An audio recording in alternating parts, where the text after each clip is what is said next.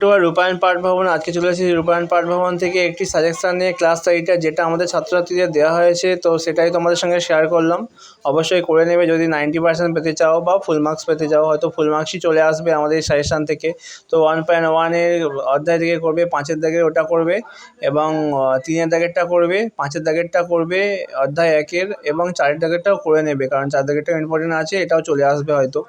আচ্ছা, তারপর এখান থেকে আর কিছু করতে হবে না। 1.2-তে চলে যাও। 1.2-এ হচ্ছে করবে 2-এর দাগেরটা করবে, 3-এর দাগেরটা করবে, 4-এর দাগেরটা করবে। আচ্ছা, তারপর 7-এর দাগের করবে, 7-এর দাগের করবে, 5-এরটা করবে, 3-এরটা করবে, 9-এর দাগের তো দেখিয়ে দিলাম। আর 10-এর দাগেরটা একটা অঙ্ক করবে, এক্সের যেটা এক্স আছে ওটা একটাই অঙ্ক করবে। 11-এর দাগের করবে 1, 5, 6 এবং 10-এরটা করবে। তারপর চলে যাও 12-এর দাগের করবে 2-এরটা করবে, ওকে।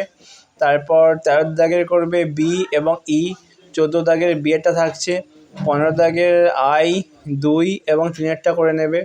আচ্ছা, এখান থেকে অঙ্কগুলো করবে, আর করার দরকার নেই। 16 দাগের করবে 3, আচ্ছা 6 এবং 4-এরটা করবে। আচ্ছা, এইখানে দেখো তোমাদের চতুর্ভুজের শ্রেণীবিভাগ, দেখো চতুর্ভুজের শ্রেণীবিভাগের রম্ব সামন্তরিক যেগুলো আছে এগুলো করে নেবে।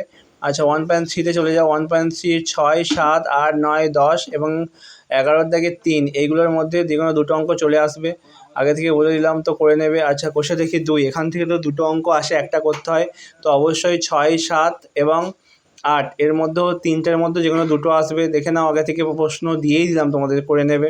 আর নিজে করে যেটা দেখালাম ওটা করবে। কোষে দেখি 3-এ যাও, 3-এর 2-এরটা করবে, 2-এরটা ভিভিআই প্রশ্ন। আচ্ছা, 4-এর দাগের বিএডটা করবে, ইয়েরটা করবে। আচ্ছা, 6 দাগেরটা করবে, 6 দাগে যে কোনো একটা অঙ্ক করে যাবে, টাইপ শিখে গেলেই হয়ে গেল। তারপর 8, 9 করবে, 10-এর দাগেরও একটা টাইপ করবে, যে কোনো একটা টাইপ। আচ্ছা, 4.1 করবে, 2-এর দাগের ভিএডটা করবে। আচ্ছা, 3-এরটা করে নিতে পারো। আচ্ছা, 4.2-তে যাও। 4.2-এর 1-এরটা করবে, 3-এরটা করবে। আচ্ছা, 4-এর দাগের সি-এরটা করবে, এরটা করবে। 5-এর দাগের বি-এরটা করবে। আচ্ছা, 6-এর দাগের 6-এরটা করবে। 8-এর দাগের 2-এরটা করবে, অবশ্যই ওটা ইম্পর্টেন্ট আছে। এবং তোমরা যদি পারো 8-এর দাগের 4-এরটা করে নিতে পারো। আচ্ছা, ঘনফল নির্ণয়ে চলে যাও। ঘনফল নির্ণয়ে দেখো 1729 সংখ্যাটিকে হাজি রামানুজন বলা হয় কেন? আচ্ছা, ওটা করবে। 1729 ওটা করবে। 5.1-এ চলে যাও। 5.1-এ 3-এর দাগে, 4-এর দাগে, 5-এর দাগে, 6-এর দাগে এবং 7-এর দাগে, এখান থেকে একটা করে টাইপ করে নেবে যেন পারো তোমরা, ঠিক আছে? আচ্ছা, তারপর 55 পেজে চলে যাও। 55 পেজে যেগুলো দিচ্ছি নিজে করি, এগুলো করে নেবে। আচ্ছা, তারপর তোমরা এই নিজে করিটা করবে। 8-এর দাগে নিজে করিটা খুব ইম্পর্টেন্ট আছে। 5.2-এর দেখো 2-এর দাগের করবে বি, ডি এবং কে, এফ, আর ওই এরটা করে নেবে, আয়েরটা করে নেবে, ঠিক আছে?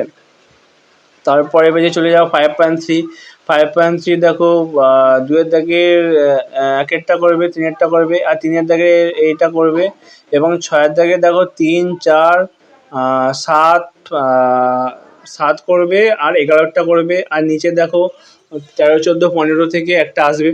তারপর পূরক ও সম্পূরক কোণ সন্নিহিত কোণে চলে যাবে। এখান থেকে দেখো বেশি কিছু করার দরকার নেই, এই চ্যাপ্টারটা ইজি আছে। তো এখান থেকে দুটো শর্ট প্রশ্ন আসবে এবং দেখো কোণ এঁকে বোঝাবে কোনটা সম্পূরক বা কোনটা পূরক কোণ কাকে বলে, সম্পূরক কোণ কাকে বলে, তাদের উদাহরণ অবশ্যই করে নেবে।